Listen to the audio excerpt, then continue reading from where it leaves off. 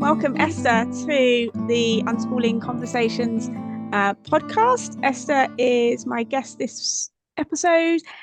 We are going to be having a little chat about our teenagers. Esther has joined me on a previous episode where we talked, I think I called it unschooling ourselves, but sort of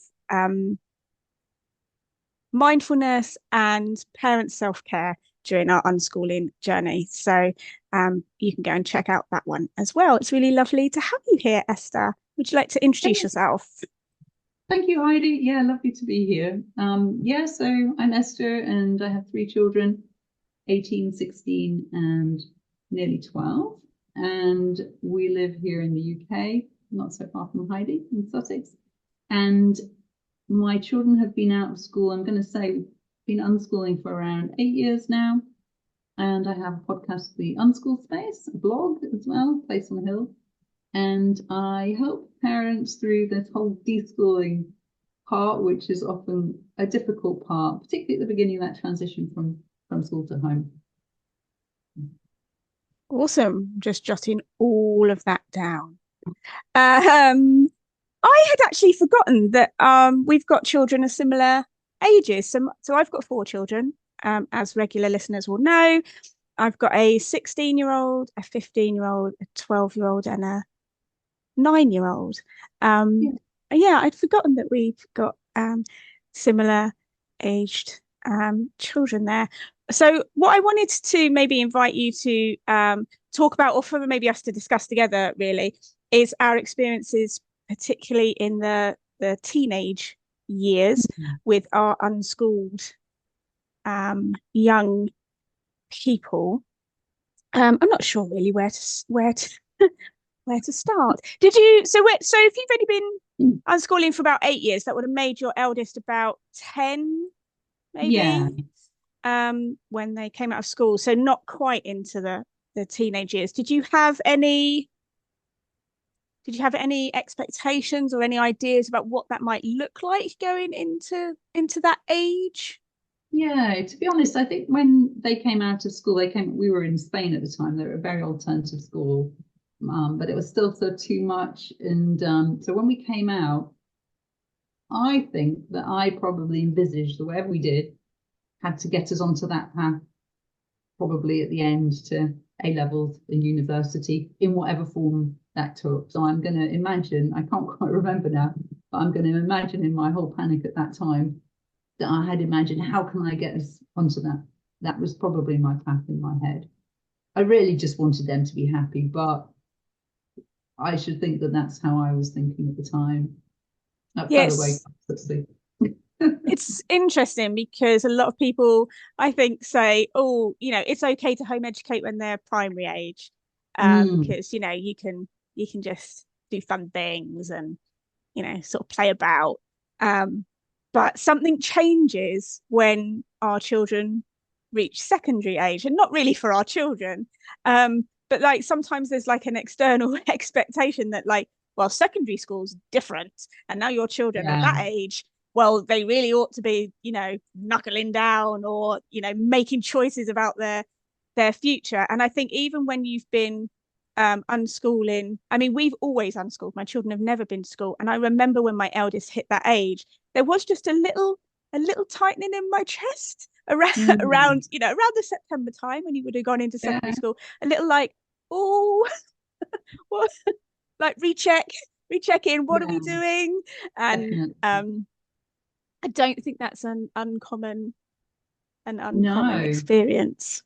No, I think as they get older, there's that, oh, it's got to get serious now. But interestingly for us, it became less like that, because as they got older and I saw what they were doing, and they were so interested in so many things. And so my older 2, since we're talking about the older, they're so interested in the world and in geography, politics, languages, economic, like all of it was so fascinating that it didn't take that long to see kind of how multifaceted they were.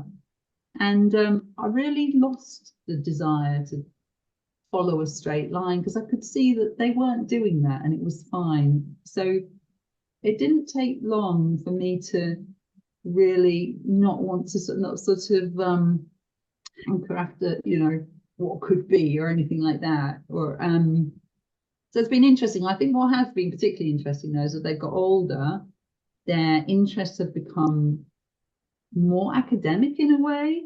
So if you were interested in Romans, now they're, you know, really reading books on Romans and researching, and so their interests have become even more important to them. But I think what's quite interesting as they get older is that suddenly at some point you do meet, let's call it the real world, or the wider world, and expectations of them. So I think that's been interesting to hold, and how to navigate that, and how to navigate, will they need to take exams, will they not?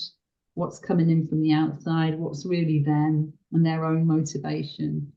And really holding that all together has been just, it's been really interesting to be guided by them and not external voices, whilst also bringing some knowledge of the world, or what I know of it, which is a tiny little slice, to their experience.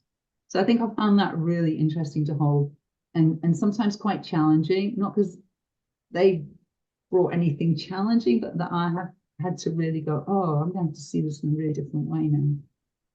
You know? Yeah, it's an interesting experience, I guess, because, well, from my perspective, what I find is that my guys have like strong, I don't say opinions, but like they know what they want to do. And then I bring into that, oh, I know that if you do that, this is what other people are going to think, or this is the consequence of that.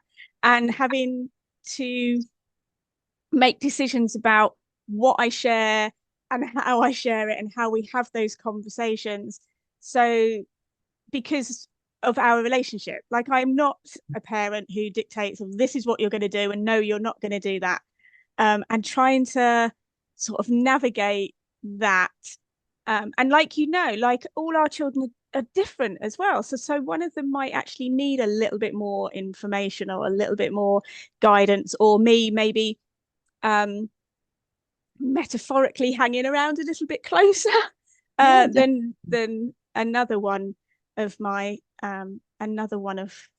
teens. I mean, I think the biggest difference for me between when my children are younger and when they're older, or when they have become teenagers, is that they have really naturally moved physically away from me. So when they were younger, I thought they were never going to leave my side. And as an unschooling parent, you know, all those children toddling off when they're 4, however independently they really do that, but that separation, and my children didn't do that. And then actually it very naturally came that they did start to go off and do their own thing. So my physical presence and involvement became very different and looked very different, but nonetheless still needed.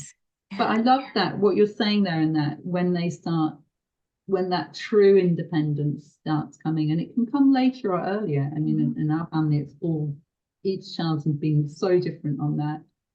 But when it comes and it's sort of they're propelled forward, it's so interesting to watch. And so, and I see them very wise.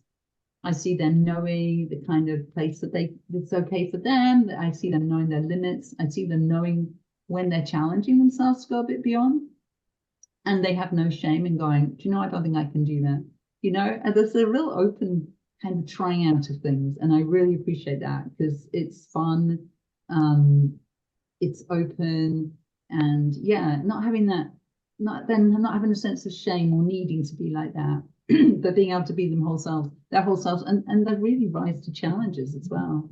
And so they do very different things. I've got my 18-year-old is at the local college, and he's studying performing arts. So he's just almost done a year there.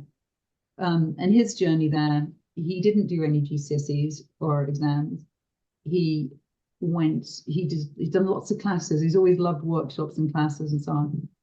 But he didn't take any exams, and they took him quite happily without anything, and on the condition that he would study English and maths there, which he does. And yeah, he's really enjoying the course. But I'd like to say a year before, he did try a different college, and he went for one day. He went for one day. I got a message, so I'm not coming back here again. He came home, and that was it. He just felt like he just felt he wasn't ready. The environment was wrong, and so he spent a year deep diving into lots of things, doing a ton of workshops, lots of things, and then he came back to this one, and he's really happy with that. And again, that I think for the parent, and there's just sitting back and going, oh, well, this is an interesting choice. In your head, you were like, right, this is all sorted, even though you don't want to admit that. You're kind of like, oh, that's a duck in a row, and it's not. And you have to just, hold that. You might want to say, do you want to try it again tomorrow? And maybe they do, maybe they don't. But holding that sort of thing. But it's been lovely. It's turned out really well for him. So just on the experience of maybe going to college as someone who has not, although they had the experience in Spain that you said at the alternative school, but someone that's not been in a traditional educational setting, like what was their experience like of entering into that place and that sort of framework of academic? How did that as an unschooler? So the performing arts part is very creative, very well held, beautifully sort of done. And so that bit is a little bit kind of looser and very active, and they all have a voice and so on. The English and maths was interesting because it's a classic sit in a row, lots of kids in there who not interested. So you found it quite hard to be with young people who don't want to do it. He finds that whole sort of atmosphere a little bit hard sometimes. About the first week he came home, they said, I think the problem is the way they're teaching. It's out of context. There's no context, he said. So it's very hard to learn something if there's no context to it. And of course, right, yeah, because everything he learns has got sort of a context, right? And so that he found that a little bit challenging. But he's quite happy to go and to do it. If he sees the purpose in it, then he's sort of quite happy to do it. But he does see some of it annoys him because he just doesn't seem to make much sense. But I tell you a really funny thing. I had a parent evening, and his tutor said what he needs to understand when he's bringing ideas is that he has a much wider, he's sourcing from a much wider kind of context than most of the kids he's with. So often they're not getting what he's bringing because he's bringing all of these, different things from around the world and languages and that. I thought, oh, that's really interesting. So he hasn't got his maths and English, but his actual knowledge of the world is really advanced. So, yeah. It's quite funny, really. Yeah, it's I think it is one of the challenges in, like, particularly in the UK, that children that are home educated are often put into, so like 14 to 16 provisions are often open to home educated children, and then young people from school who are on release, and their experience of the world, their knowledge of the world, and their sort of attitude towards learning and the reasons that they are there are very different. I think that can in some cohorts be challenging for just to pick up on that, Heidi, and I think it's an important thing, and if people are listening and their children are younger, is that something I really see and I really appreciate is that when they are in a learning context, it is because they want to be there, and they are there 100%. If not, they don't want to be there. But when they're ready to learn, they don't want to tick a box. They don't want to waste time. I'm sure this is a similar thing that you see. They are very intentional with their learning, and I find that really gratifying. I was a box ticker, And I love that they bring that intentionality to their own lives, so Yeah, absolutely. So, would you like to tell us about your my 16-year-old? How has that worked yeah. out for them? Like, where are they at? What are they doing? Yeah, so he did I'm going to say 3 years ago or so, and I guess when he was about 13, he did a few months at a self-managed learning center not far from us, which he enjoyed, but it wasn't quite what he wanted. So he did a few months, made some friends, and then he decided to try the local school. So he tried that in the January, I'm guessing 2, 3 years ago, and he went for 6 months, and so that was interesting. He found it interesting, and a lot of the teachers, he liked a lot of the teachers, he made some friends, but ultimately just the daily grind of it was very boring to him. And now he's doing some GCSEs. So he's doing 5 GCSEs, which he'll sit over the next couple of months. And you see why it's boring, basically, for a child who's learning, who's been very expansive. So he's a real researcher. He's very into linguistics. He's into obscure languages, geography. So he spends many hours a day researching the things he's interested in. And of course, what I don't think we appreciate when we think about learning in children is that when they are allowed to learn in the way they want, they are expansive, they're exploratory, they can go in all sorts of fabulous tangents. It's really interesting and really like just driven from themselves, right? And then of course this GCSE learning is here's your box. And it's so, even if within that box they have to express an opinion, or it's still within a very, very limited box. And it's very, very, very dull for him.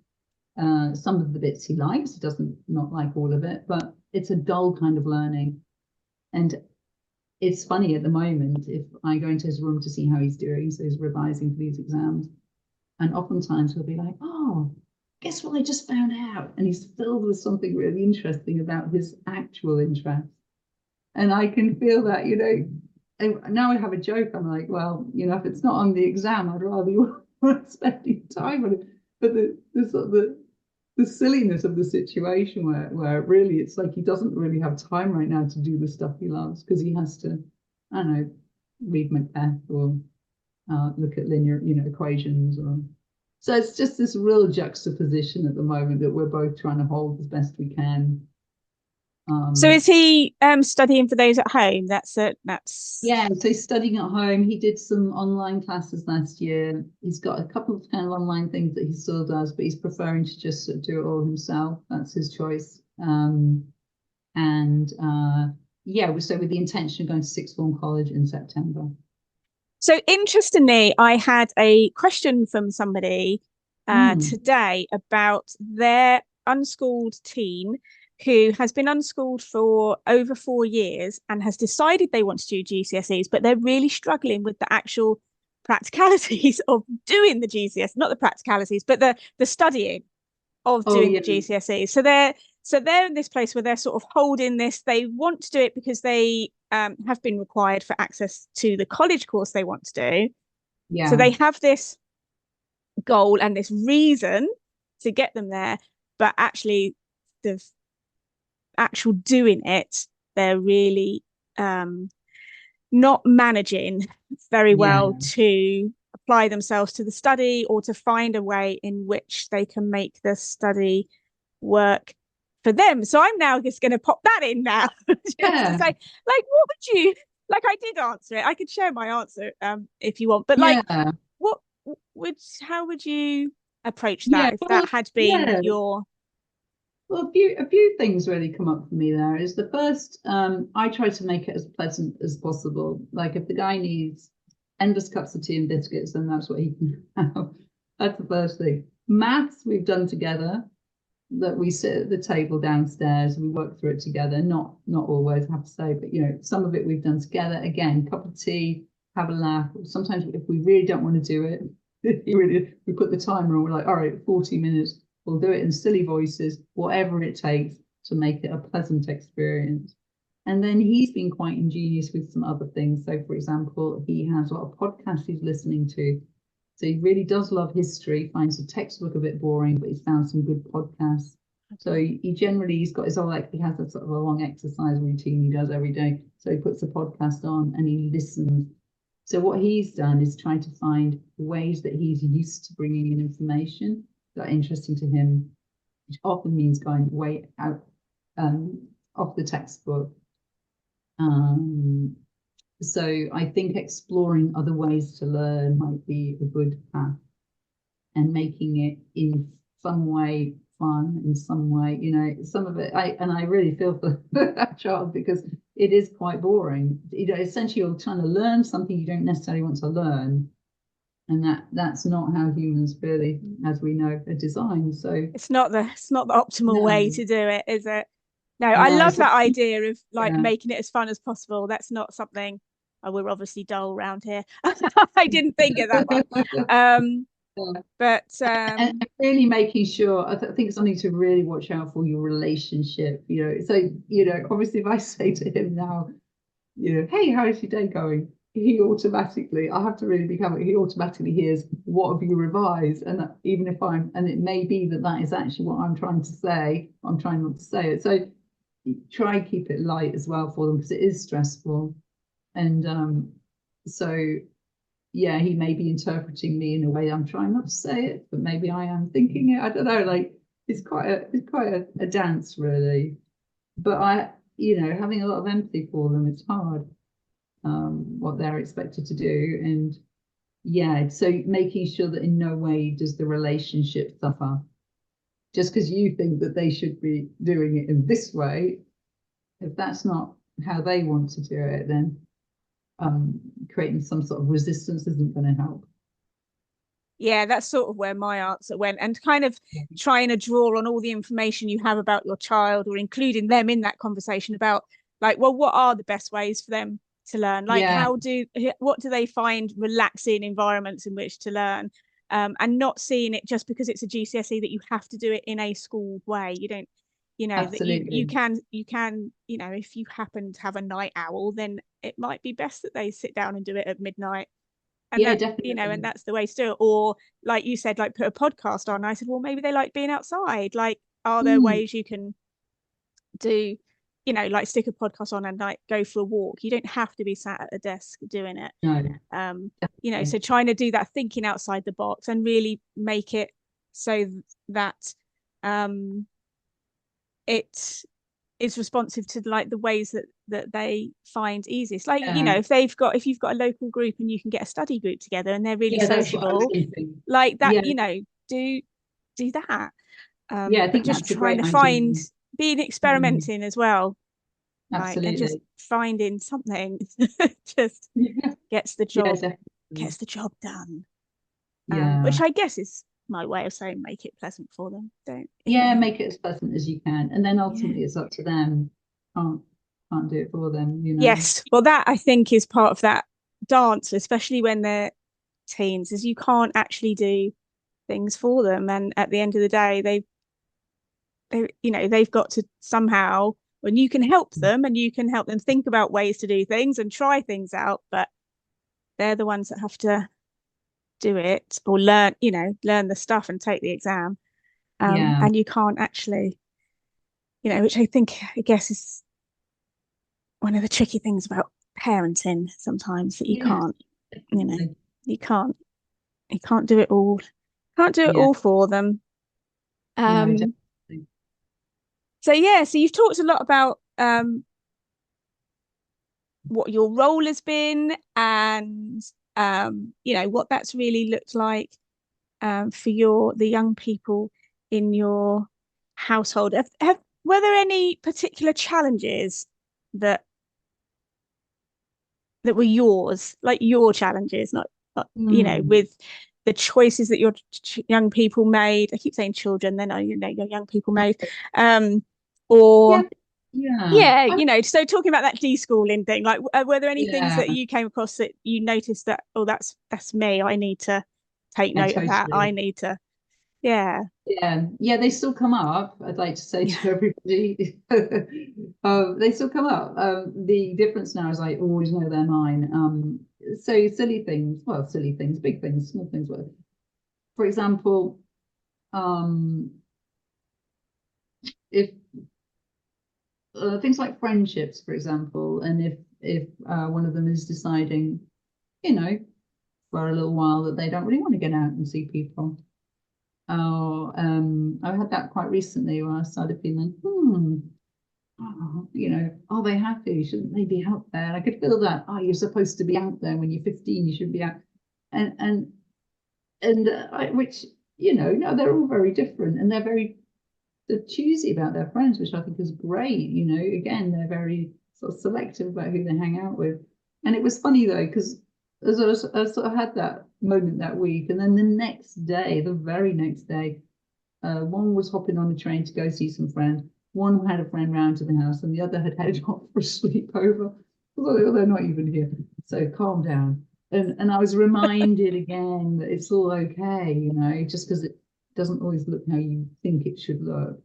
So that, and then I think that I have had to really help them navigate what this sort of, yes, it's been challenging to navigate the sort of moving out into the world, and helping them know what might be asked for them at different points, and still holding their openness to everything, not wanting to pin them down.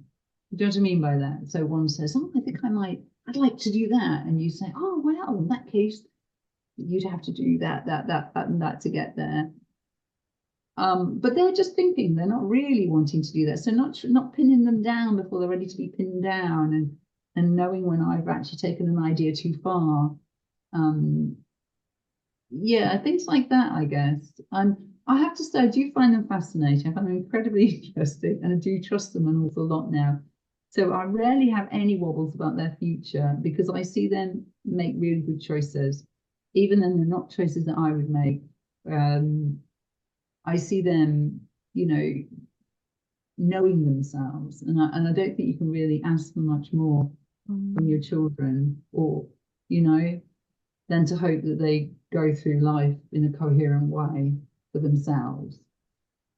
So yeah, I think that's something that for a lot of adults today, that comes like much later on. Like we go through this process of schooling, and then sort of going through the motions of what we think we should be doing and the job we think we should be having. And I was talking to a lady today who happens to run a local art class that my two younger ones go to, and it was specifically this one that she was running was for home educated children. And someone was asking her about how she got into art, and she said, well, after going into engineering and discovering she didn't really like that, then she went into teaching and taught science, and she really hated that. She just got to the point where she realized that she either had to do something she really liked, or she was going to be miserable for the rest of her life. So she hit 40 and decided to put this she holds it at her house. She's got like a cabin. She built a cabin in her garden and said, right, I really liked art when I was 13, before I had to choose all these GCSEs and stuff. I'm gonna focus on doing art. And that's now what she does.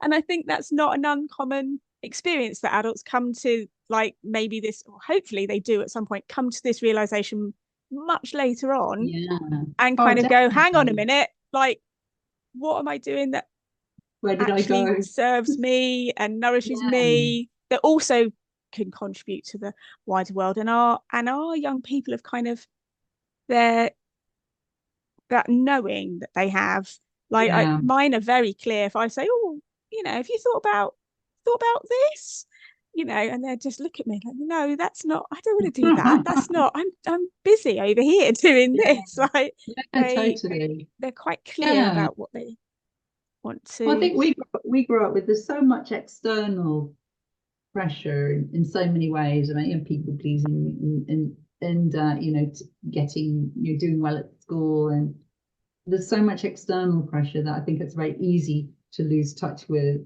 who you are and what you actually wanted to do. And I think that we very easily, particularly for children, we very easily trample on that kind of like their own intuition or their sense of who they are, because they don't really have the space to express that.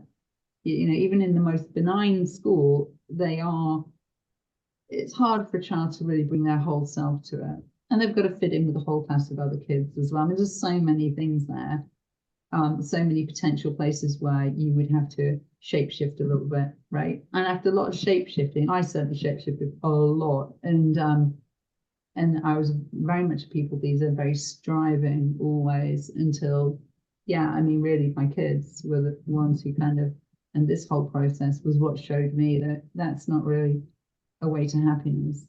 And you're never really bringing your full self to the table either. That I never really quite realized that. But when you are trying to be up to scratch and good enough, then you're probably not being really who you are, you know, and whatever gifts you've got to bring to the world may never see. So just also for like, just, we're gonna sort of wrap up a little bit, but just for comparison as well, like I know I just made it sound like my children know what they want to do in the world and they're like all like gung-ho, but actually my two eldest are taken very different routes to your two eldest, and they have yet to express like a certain destination, or something that they want to sort of commit to maybe on a longer term basis.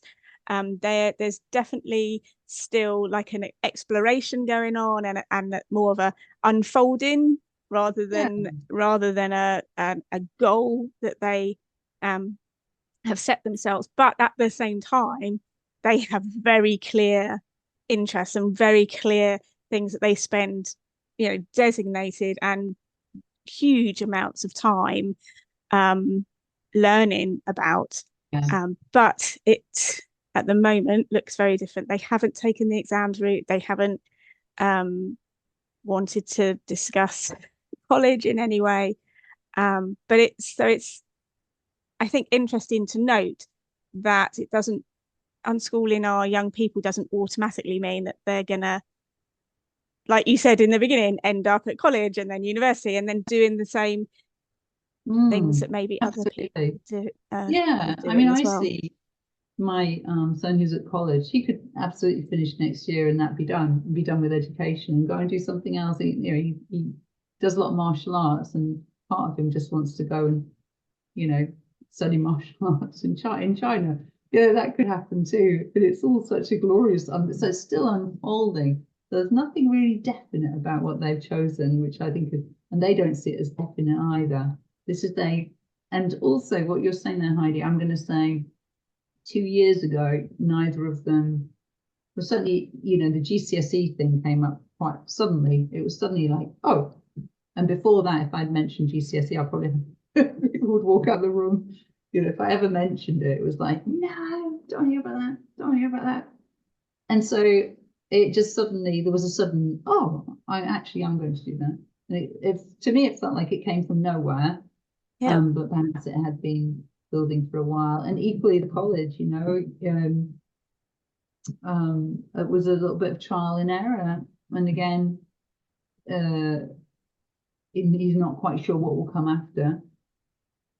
So I think, like, just as you're saying, I think I would hate anyone to feel that this is definite either. Yes, or that this is the gold standard, or this is how it pans out, that this is the path that it routes for everybody. They might not be. No. You might, you know, in September a mind could change and something else happens instead. So it's the route for now. Yes. And it's very in line with other thoughts about, you know, like learning being very non-linear. You know, when we're not taking that stepped approach, you know, do a GCSE, go to college, when we're not set on that path, you know, it has the adaptability and the flexibility to take them anywhere. I'm really, really grateful that you were able to come and share with us, and it's been really lovely spending this time with you. People can go and find you on your blog is Place on a Hill, is that right? Did I get that right? A few places. So they can find it all in my website, which is esther-jones.com, and from there they can find the podcast and the blog. Awesome. Which of course I will pop in the. I'm just writing that down. So I will pop that in the show notes. It was really lovely to chat with you, Esther. Thank you so much.